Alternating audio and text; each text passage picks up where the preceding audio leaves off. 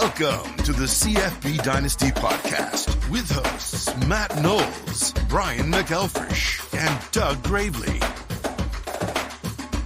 All right, everybody, how you doing out there? It's go time. It is so close to the season. This is the CFB Dynasty College Fantasy Football Podcast. My name is Matt Knowles. As always, I'm here with the founder and the creator of CFB Dynasty, Brian McElfresh, and fresh off of assignment at the elementary school. It's the one, the only, much more svelte, much more in shape, Doug Gravely. Oh. Doug, how are you doing today, man? Tell everybody why you're looking so fit and trim over there, man. It's natural, bro. No, man, I'm doing a program called 75 Hard. I'm on day 29, down 15 pounds, crushing it. I do miss my whiskey nights with Brian at the moment. But I'm training too. Let's not just let you have all the airtime. So what I'm working on is chicken wing intake. How many can I handle? Bang. Nervously eating before Florida, Miami. It's going to be a lot of chicken wings. Dipping it in ranch, of course. I'm from the South. We'll have some sweet tea. Man, I'm so jealous. I'm working on staying up later. I'm an early riser. I like waking up at 5, 6 and getting going quick. Staying up late, it takes some training. I'm working on it. The only time I have to stay up late is football season for all these late games, playing against Matt with all these Hawaii receivers. Right. But yeah, right. I'm in training too. So whatever, Doug. Lose weight. I'm trying to. My training starts at 4:30 in the morning, dog. So. All right. So right now, we're recording the show early because I'm going to be out of town on Friday when we don't be posting this. But sadly, it's all true. So as of this recording, we are 10 days from the start of college football season. It's going to be 8 days from the day that this is posted. We are mere days away from the CFB Dynasty Home League draft. Doug, are you ready for the draft? And if you're not, why the heck not? Because in the words of Brian, I suck. I mean, I'm mostly ready. The news today, the news segment's going to affect you a little bit. The news is going to affect me. I've been talking to Brian about this a lot, and I'm just kind of in a waiting game, see how the draft goes, because I've got two different ways I want to play this out. So it's just going to be however the draft goes is going to determine my strategy, really. So. Yeah. So what do you think what would you have more fun doing, do you think? So Doug, in this scenario, he's got Jackson Arnold, who's struggling with accuracy and turnovers still in practice, according to Late Kick Live the other night. You've got Byron Brown, though. And with Byron Brown paired with the right group of running backs and receivers, you got one of the best quarterbacks. So you can rebuild for next year because he's a sophomore. Mm-hmm. But yeah, that's a tough decision. It's because you got so many picks in the draft, of course, and it's going to be hard to figure that one out. And then especially kind of compounded by the news today. I'm just going to throw everybody for a whim, and Matt, unfortunately, I won't be, slightly inebriated this time. So. I'm telling you, man, some of the picks you said last year were good. I looked at some of those. I'm like, man, this was a drunk Doug pick. He led me astray. And I'm like, you know what? I'm just going to take this person just so I can see. Why not? Have some fun with it. And you know what? I didn't have as much fun as I thought because I'm like, Doug, you had enough mental capacity to know to lead me astray. A little bit. For a couple of them, Matt's like, hey, who would you take here? Oh, I'd take this guy. And you did. And you're welcome. So, I will tell you this. For you guys out there that are listening that don't know, so our CFB Dynasty Home League is a campus to Canton. It's a college to pro, one of the original leagues where you were drafting guys coming in as a high school freshman or high school senior coming in as a freshman. And so you're just drafting in college to replace guys. And I can tell you, I think this is probably going to be one of our most difficult years drafting because I look at who's out there that had college stats from last year. I'm like, dude, our guys drafted really, really good. I think there's a lot of them out there that are following the CFB Dynasty plan. Oh, I know that's the case. And I look at who's left, and I'm like, man, you better be doing your homework to get a solid 3 or 4 rounds in this league, because it's going to be tough. It's going to be tough. Quite freaking honestly, since I have some scotch next to me here. Oh, yeah. This is why we don't do a My Guys segment until after our draft. Like, that'll be part of our next show where we're doing predictions Yes. into the season, like the last podcast right before week 1 kicks off. No, just can't do it because I'm hyped in the draft. And Absolutely. Discord, I will tell you, no doubt. But putting them out publicly, I just can't do it right now. Just can't do it. You should So the point of this show tonight, we're going to do another mock draft. The last time it was me and BMAC that took about 2.5 hours to record. Actually, it was probably about an hour and 55 minutes cut down to the podcast that you guys actually were able to listen to and see. What it took for us to be able to do that was a complete disaster behind the scenes, but we found a way to make it happen. Today, we have Doug here with us, and it's going to be only 67.3% as much disaster. Right. And if it takes 2.5 hours, you cut into my bedtime, bro. I gotta be on the road to catch a plane in 10 hours. So yeah, I ain't gonna be taking that long. I'm an old man. So tonight, once we get to that segment, we're gonna be doing just a 6-round quick fantasy redraft draft. It's gonna be a quick, simple one. The differences basically between this one and the last one we did are going to be the fact that there's 3 of us drafting and not 2. Over 12 teams. And then also there's a lot of news and notes, a lot of stuff that's come out in the last month, since month and a half since BMAC and I did that one draft. So you're going to see some different things happen. We know last week we talked about the huge injury at Texas that put that running back room way higher on the draft board. There could be some other stuff like that that's going to happen, but we'll get to that in a little bit. I think that it's time for some news and notes. What do you think, BMAC? I think almost. I just have a comment on that one right there because Doug made a good point. Doug made a good point. When we were talking about Jaden Blue last week, he was like, well, that makes the freshman a lot more appealing now too, because he might end up as RB2 there in Texas. And if he steals the show, hey, you never know. It's unlikely that he takes over or anything like that. Jaden Blue's the guy. He's who you want to target. Remember, let me put the on that, because the freshman is now injured now for the year as well. What? Jared Gibson? It wasn't Jared Gibson. It was it Christian Clark? Yeah, different one. Jared Gibson, too. I'm talking about the 5-star. No. But Jared Gibson, yeah, like if Doug goes the rebuilding mode, super, super appealing for him. But anyways, yeah. BMAC's trying to influence you to make that pick, man. He's trying to get you to. He's trying to lead you astray. He's trying to drunk Doug you on the middle of this podcast. Don't tell him I told you. Well, I'll tell you, for full transparency, I'm going for the title on both sides of the league this year. He's got to compete with the former champ, bro. I did compete with you and lost by half a point last year. So I'm not saying I'm going to win it. That's not a prediction. I'm just saying. There will be no freshman running backs drafted by me this year. So all right, so hold on real quick. So you're saying that you don't like freshman running backs, but you're literally sitting on the podcast with a dude. I was going to say Ashton Genty, freshman running back, drafted by yours truly. Omarion Hampton was a freshman. You know, there's a lot of guys out there. Freshman running backs are this could be a historic running back class going into the 2025 NFL draft, and they all made their mark starting as a freshman. I love it. Yeah, I love it, man. It's so. You know what? I love it. I'm just trying to stay away from your freshmen. I'll get them. I'll take them. I am. I'm literally. I'm not trying to pull one over on anybody. That's the strategy. So that's right. We know BMAC's gonna be looking at a freshman quarterback. That's where he's going. Number 1, yes, Lagway, freshman quarterback. I traded up to get that homer pick. I was going to trade whatever it took to make that happen. So that's one that I planned for years ahead. Other leagues, Texas, they're planning for Arch Manning. Not me. Planning for Lagway. So anyways, all right, let's do it. News and notes. Matt, you're going to go. We're going to put you solo mode here. All and here we go. News and notes around college football.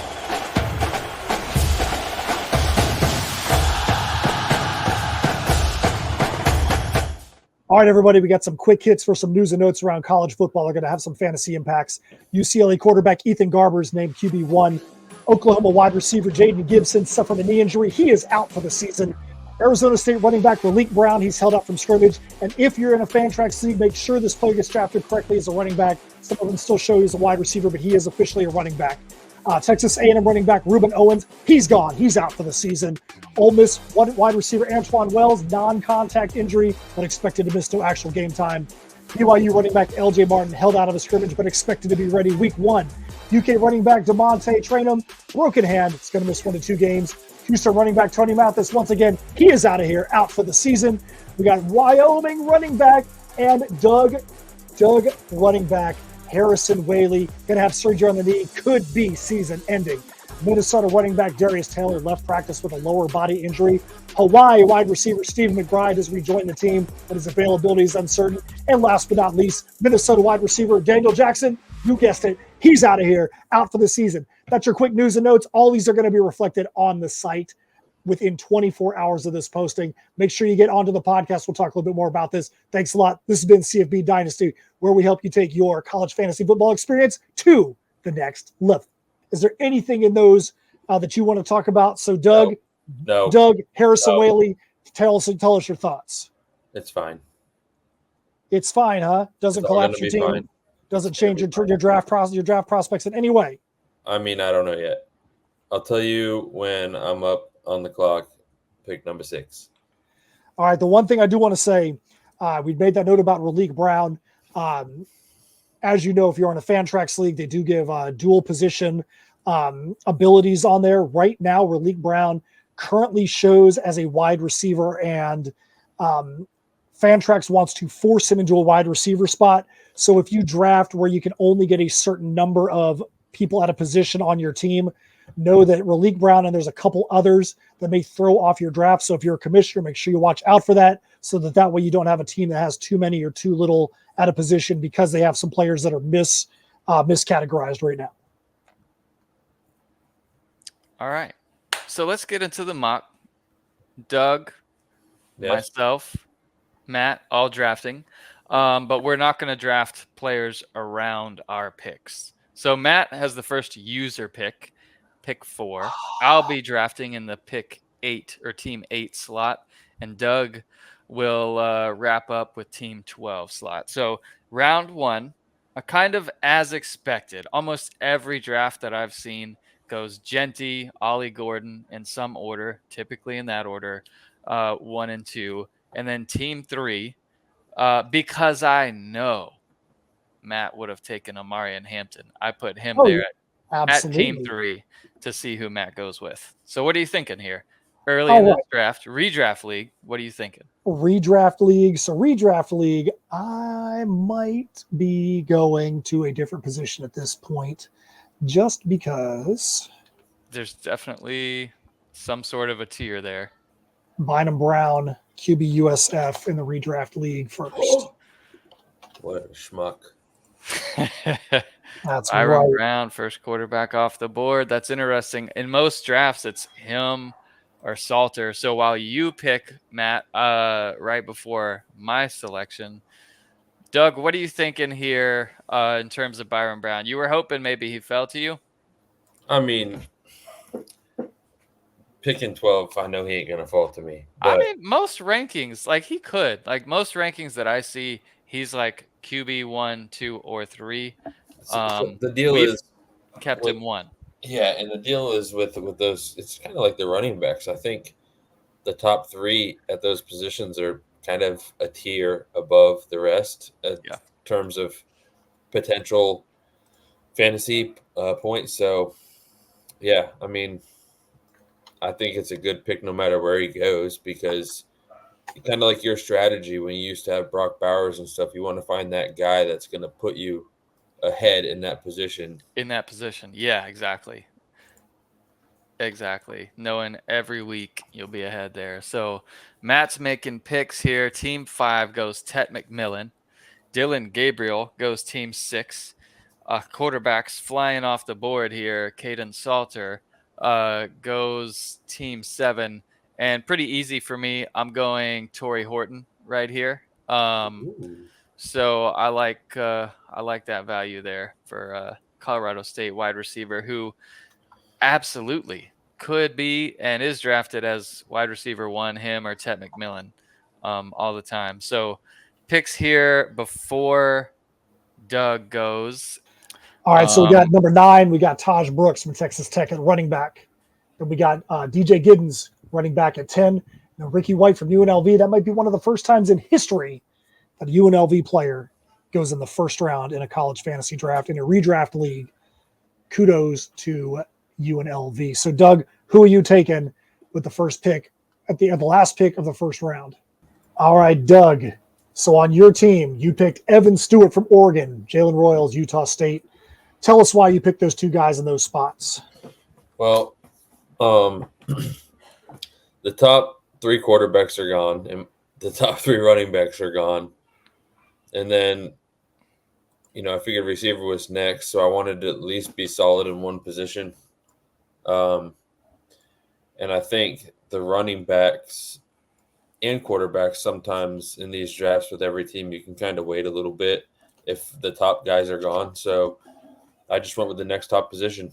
It feels like the exact 2 picks I would have made. Maybe I would go Burden in there, but those 3 guys are the next tier at receiver. So can't fault you there. Those are solid ones right there. Great wide receiver duo, of course. So we got team 11, Luther Burden.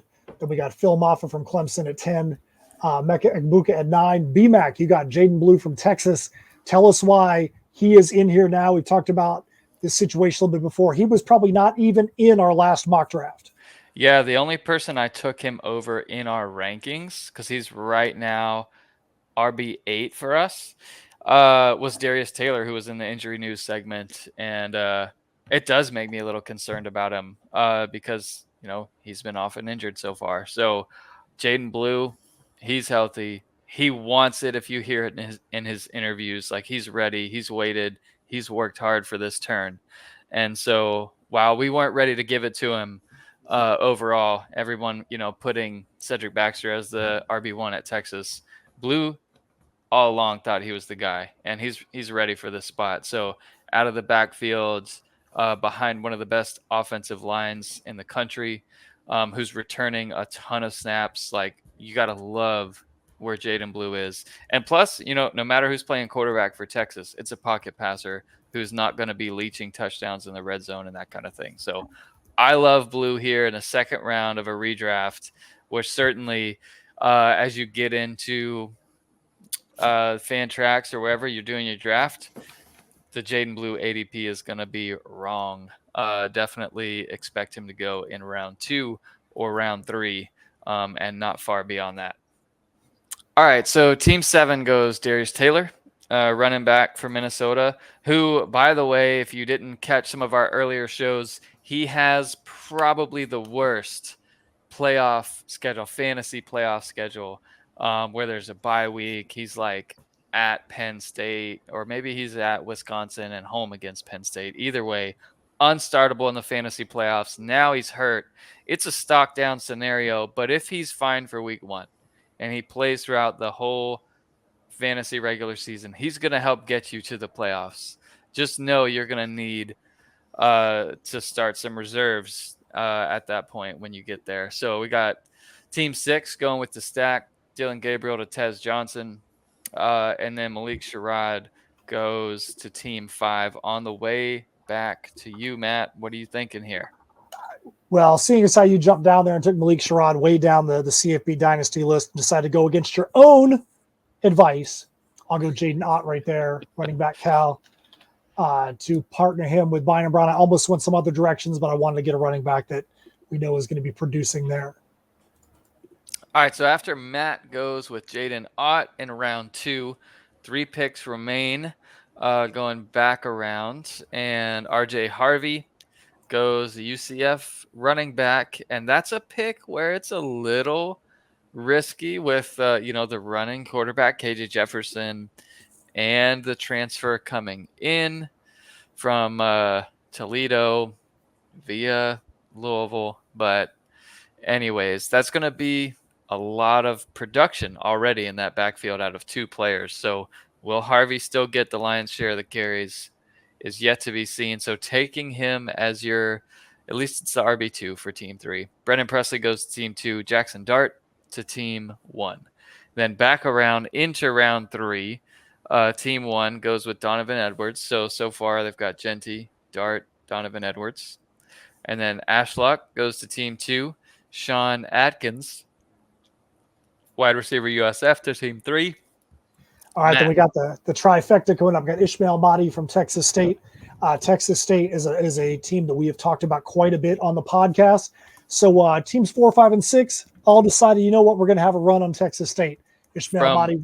Coach G.J. Kinney, former right. Tulsa wide open offense quarterback that I had early. I was going to say one of your first ever picks, man. Years. Yeah. Ishmael Mahdi at running back, Jordan McLeod quarterback transferring in, and then Joey Hobart. All of those guys will be fantasy. Joe Dirt going to be a starter there, wide receiver, and Colin Lacey at wide receiver to team 7.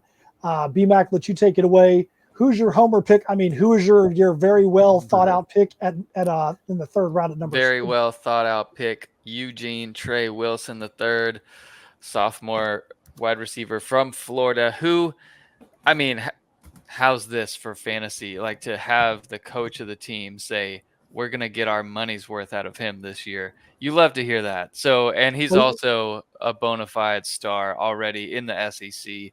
So, and future NFL player. He's just got the speed. He's got the quickness. He's got the brain for it. Now he's going to be in year 2 in that system. So expect big things from him as long as he stays healthy. I would not be surprised if, 10, 12 touches a game is his minimum.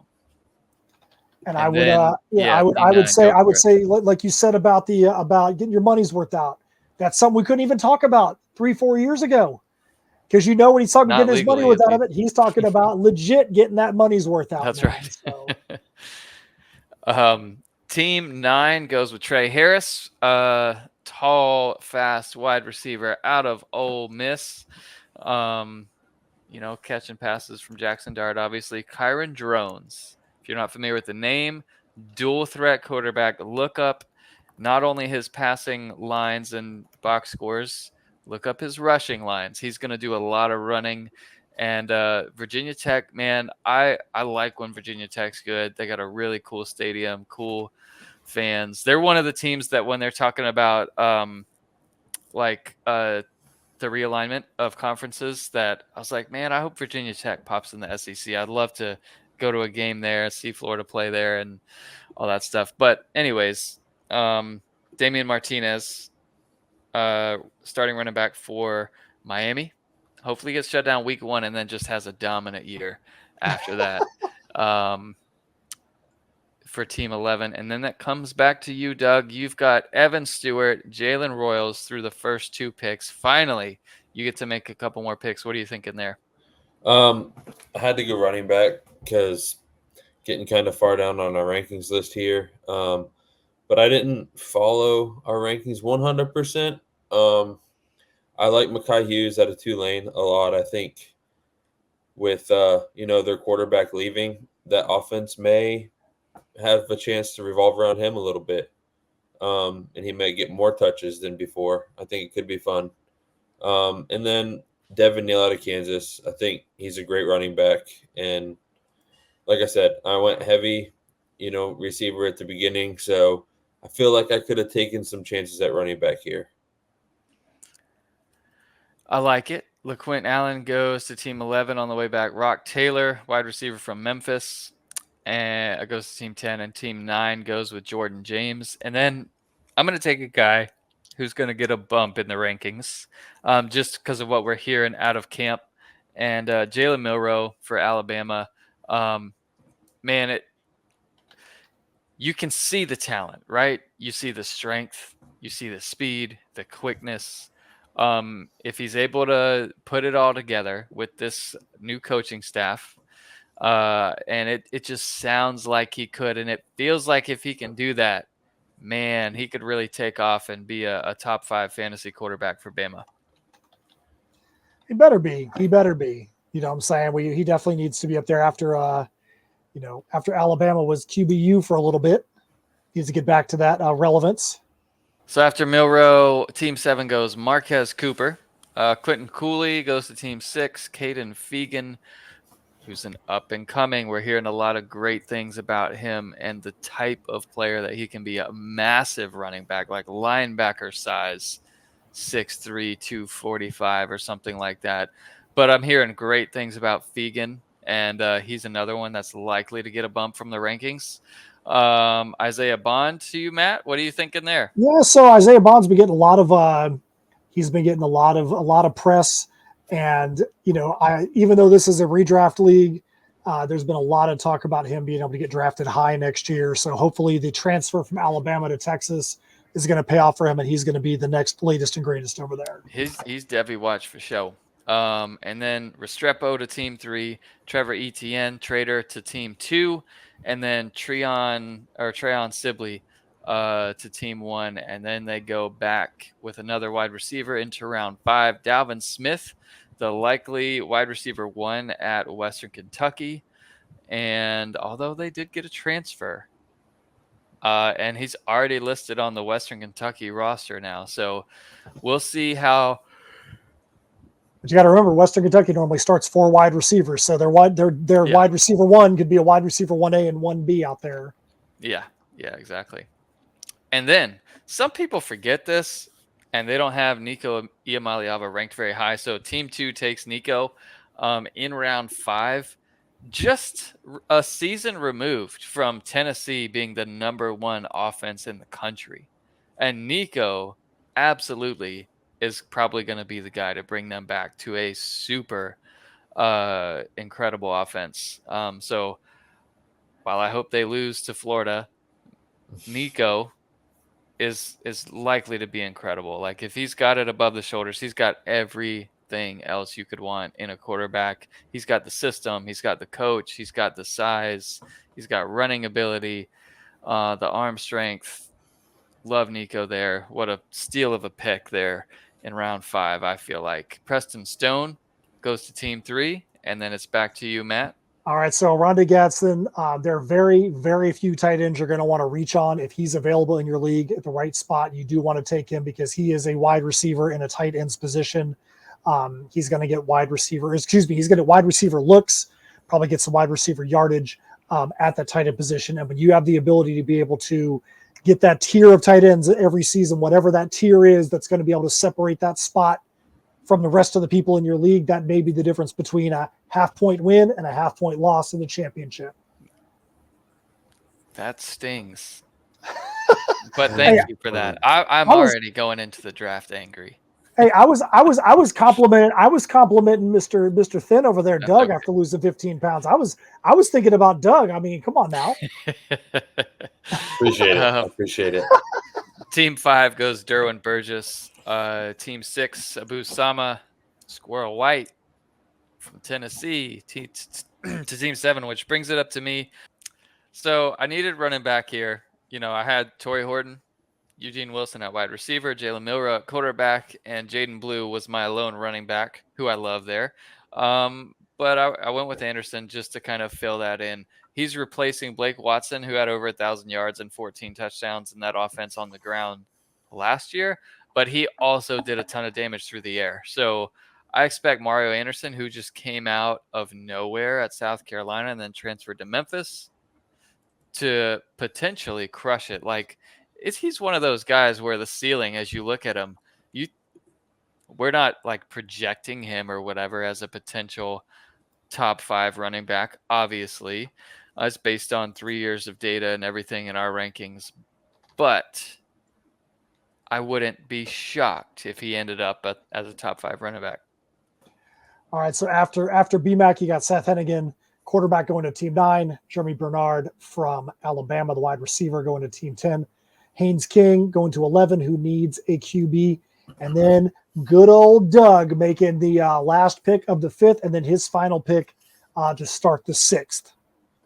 All right, so Doug, you took a guy that we know is one of your favorite players in all of fantasy football right now, all of college football, Shedeur Sanders, Definitely one of my faves to in despise. in the 5th round, LJ Mark from BYU at running back. So, Doug, you know that I've been singing Shador's praises for quite a while. I was very happy with the way that I've been praying for you ever since. Well, here's the thing: when a guy comes out with an injured back last year, you never know what's going to happen. But I think Shador can have a better time this year. Tell us why you were sold on picking Shador Sanders to be a part of your squad right there. I mean, it's hard to pass up on a guy that you know is going to be the offense. The dad's going to do everything he can to get his boy the ball, to make him look good because he wants him to be, at worst, a top 5 pick in the draft. And I don't, man, he's got skills. I can't say that he doesn't. He's for getting chased like a little kid on a playground last season. He still put up good points and good numbers. So the rumor is the offensive line is better. So we'll see what happens. But I think going with a quarterback that is going to be the decision maker of that offense is where I needed to go. And then I went running back LJ Martin from BYU with my last pick. BMAC knows I've been high on this guy since I read his name the first time. So I just like him. He's got the size that you want in a running back. He's strong. He's ready to roll. We had some news about him earlier, but I don't see him missing any game time. He's going to be ready to roll and pick right up where he left off last year. All right, Doug, just know every time that you've been sending me these trade requests for Shador Sanders, I've just been hitting decline, so you can stop sending them to me because I'm not trading them to you. All right, I'll write it down. No problem. Team 11 goes It is a race for my memory bank, Matt. No more trade for Shador. Cam Scatabo to Team 11. Gavin Sawchuk, Team 10. Team 9 goes Manungai, running back from Rutgers. And then I am taking my boy here. This is definitely a my guy, even though – not a Manungai. I'm a my guy. Correct. Zachariah Branch from USC. It's a reach pick. It's a talent-based pick, and it's an offense pick. Like, there's a very real chance he stars on special teams and also takes on wide receiver 1 at USC in a great passing attack. So we'll see on that one. As far as the downside, though, yeah, maybe things don't all get put together. Like, I kept spending money on him in my DraftKings last year, and it kept not paying off. Like, I was waiting for him to break out, and he kept coming at that cheap amount. So I'm trying to still get him at that cheap amount. Maybe it'll bite me again. But Zachariah Branch there. And then Team 7 goes Alec Aomenor, Tajee Hudson from James Madison. Yeah, no problem. And then we are up to Team 5 here, who has Tet McMillan.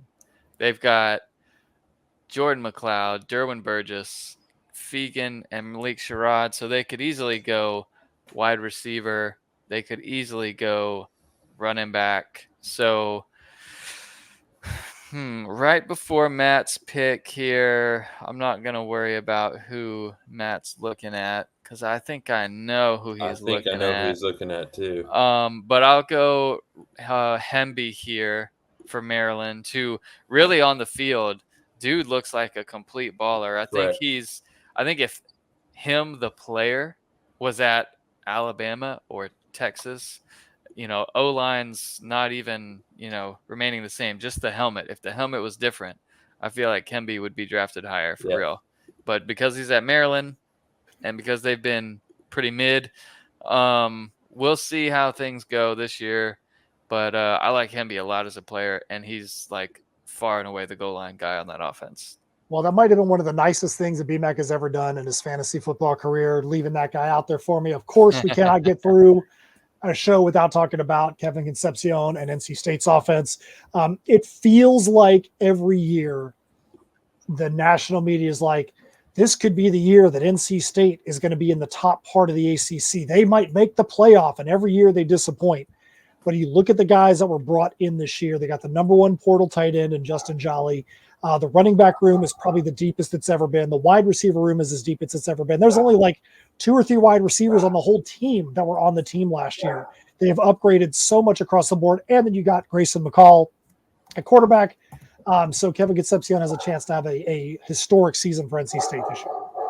Yeah, I like it. And in the dynasty that I've been running on the video game, NC State, 6 years in, is pretty darn good. And they're just a computer team.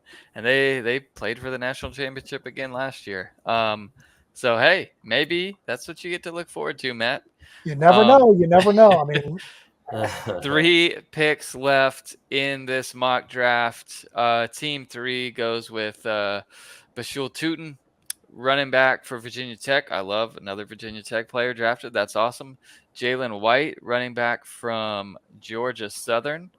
And then Team 1, who has Jackson Dart at quarterback. They've got Genty and Donovan Edwards, a great duo at running back. And then Sibley and Dalvin Smith at wide receiver here. Who are you thinking, Doug? Last pick here. This is a tough one. I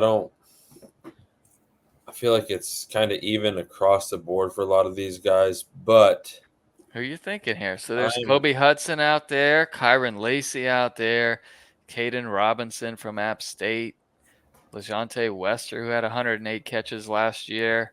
Who else is on the board here for you?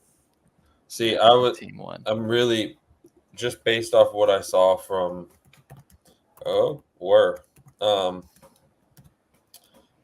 Nussmeier in the bowl game.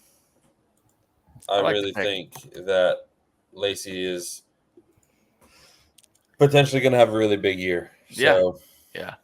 When you look at your team, are you happy with how your team 8, came out in comparison to the others? And then, Doug, you're going to have the same question.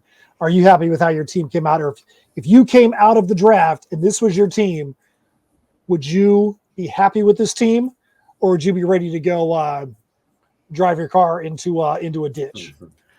I'd be stoked with this team, honestly. Of course, Zachariah Branch, like I said, he's the wild card for good or for better or for worse. But in round 6, you can kind of do that once you have the staple of your team because there's plenty out there. Really, in a 12-team redraft college fantasy league, it goes pretty deep. Like you're going to get good players really deep. And then the waiver wire, there's going to be players that are missed because that's part of the beauty of college fantasy and just college football in general. Like you get new stars every year that are off the radar right now. So I think that's what you were trying to say.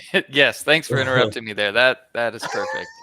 And we do have another mock. I don't even remember if we've talked about it on the show, but if you go to the site and you go under draft prep and you go to the mock drafts page, you'll also see one that Volume Pigs ran. And that's a deep, really good mock draft as well. So it's 22 rounds and you can go in there, you can print it out, you can search it in there. But yeah, I mean, as you can expect, 1 and 2, Ashton Genty, Ollie Gordon. But a lot of those same guys we picked, you'll see how they mix it up, but just how different it is. Like round 3, pick 8, Judkins goes, who's not even considered in our draft and is pretty far down our rankings. But I haven't played with him on the video game. I see the highlights, though, that the spin move on that guy was a little ridiculous. But yeah, like him getting taken over an LJ Martin, over a Monangai, is a little crazy to me. But again, it's good to check it out. Do your research before you go into a draft and try and know as much as you can about your opponents. All right, so that's it for this mock draft. The next time you hear from us, we will have already had our CFB Dynasty Home League draft. So I am certain that we're going to talk about the fallout from that. We're going to talk about, who had the flying elbow on who flipped over the table, all that kind of stuff. It's going to be great to be able to get back in there and do that. But before we go, I know that BMAC has some stuff we want to talk about really quick on the CFB Dynasty Open League. We put out the invites for the Masters League. The Masters League invites are out there for the top 6 from last year, and then some assorted people that are considered experts to be in that. But if you are someone that thinks that being in a league with the guys from CFB Dynasty or wants to have a chance to be involved, BMAC, give them the pitch about why you think being in the CFB Dynasty Open League is going to be great. Please join in. It'll be fun. So, yes, you'll have an opportunity to win money. That's always good, especially because leagues end right when you're doing some Christmas shopping. So, in the Masters League, the winner will get $500, and that'll be great for Christmas shopping, obviously. And then the Masters League, it's a promotion relegation league between however many open leagues we end with. We have a 1 right now. If we fill up 20 quickly, because we are, in my fault, starting these, opening them too late. I apologize. But if you join in quickly, you'll get a spot there. And then if we get enough interest, we can open up an open league number 2. And basically, if you finish in the top 3 in either open league, then you will be promoted to the Masters League. In the Masters League, we have 12. The top 6 will remain in the Masters. The bottom 6 will be relegated down into the open leagues. So you've got to earn your way into the Masters League, and then you can win it. It's going to be fun. We've got it on the site. We're going to try and figure out new ways to kind of blow it up on the website and make sure you guys are featured. And just trying to make it fun. So we'll talk about it throughout the season as we're doing our weekly ranking shows and all that stuff, and making sure we're talking about what's going on in the Open League. Just a little quick segment, not to bore people that aren't in it, but really to push the people that are in it and talk through it, keep it fun. And we look forward to cutting it up with you guys. I did first post the link to everyone in our Discord. So there's a Join a League channel, and you can hop in the Discord, click the link, join the league.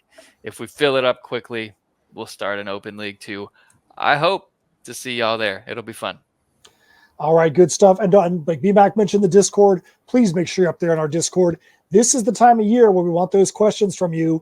Hey, I'm in a redraft league. Would you draft this guy over that guy? I'm in a Devi league. I have to pick between these guys. Make sure you get those questions over there. We love to talk about that kind of stuff. We want to talk about that kind of stuff on the show. All right. So anything else there, Doug? I know it's past your bedtime. I know you don't want to get grounded. You don't have to have detention tomorrow. I don't want to get detention tomorrow, man. No, I'm just looking forward to this league starting, man. I'm ready for all the leagues to start, all the questions to start coming in, us helping y'all out again, and you guys helping us. I mean, this is what this community is for, and I'm looking forward to it. I feel like it's long overdue. I'm ready for it to start. It's like feeling real. Football's happening. And Jags got preseason out of the way week 1. So I'm excited about that too. I can't lie. So all right, everybody. Well, that has been the CFB Dynasty podcast for today. Make sure you like us and subscribe on all your social medias. We'll be back next week, and we thank you all for listening, and we'll see you next time.